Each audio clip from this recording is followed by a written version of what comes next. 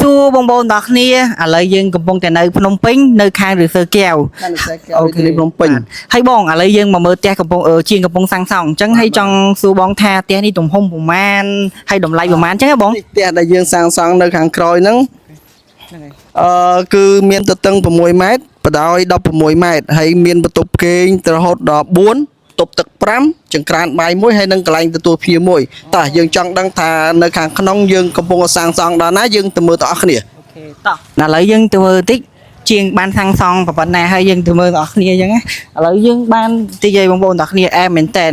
ហើយចំពោះផ្ទះនេះវិញគឺស្អាតមែនតែនហ្នឹងហើយលោកពូក្មួយចង់សួរលោកពូថាផ្ទះនេះឲ្យបញ្ជាក់ម្ដងទៀតតម្លៃប្រមាណទំហំប្រមាណហើយមានបន្ទប់ប្រមាណ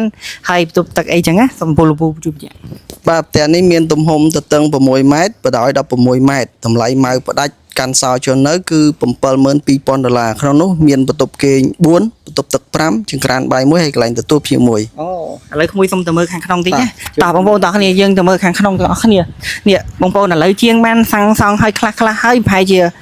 តែប្រហែលខែទៀតទេអូខេកាន់សោចូលនៅនេះអូយកប់មែនតែនឥឡូវយើងបងប្អូនទាំងគ្នាឥឡូវគឺថាមានក្រូមានអីជាងត្រៀមនឹងរៀបចំបន្តទៀតណាហានេះឆ្អឹងពីដានធំមែនតែនហើយយើងឃើញទំហំផ្ទះធំមែនតែនឥឡូវយើងឡើងទៅមើលខាងលើតិចមកចឹងចដើគេក៏ស្អាតដែរឥឡូវយើងទៅមើលខាងលើបន្តិចហ្នឹងហើយបងប្អូនទាំងគ្នាបើសិនជាបងប្អូនទាំងគ្នាចង់សាងសង់ផ្ទះចង់សាងសង់វិឡាអីអាចតាក់ទងទៅเพจរបស់លោកពូបានមានឈ្មោះថាឈុនហេងហើយចាំខ្ញុំបើចង់តាក់ទងអីធ្វើផ្ទះអី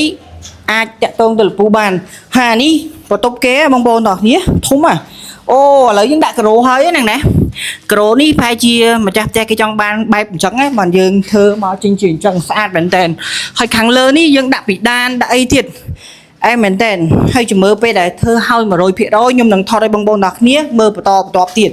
ហើយឥឡូវយើងទៅមើលខាងនោះបន្តិចទៅហ្នឹងហើយបងប្អូនទាំងគ្នាអានេះបន្ទប់មួយទៀតណានេះស្អាតមែនតើហើយនេះឃើញគេកំពុងតែធ្វើបានប៉ុណ្្នឹងហើយធំមែនតើធំមកបងប្អូនទាំងគ្នាអានេះឆ្អឹងពីដានយើងដាក់ពីដាននេះយើងដាក់ក្រូមកស្អាតមែនតើអញ្ចឹងបើសិនជាបងប្អូនទាំងគ្នាចង់សាងសង់ផ្ទះអីអាចតាក់ទងទៅលោកពូឈុនហេងបានអញ្ចឹងเพจរបស់គាត់អ្នកមើលការសំណង់គាត់ទទួលមើលការ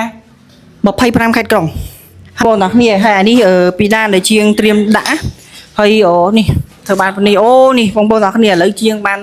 ធ្វើខាងលើនេះហើយ50%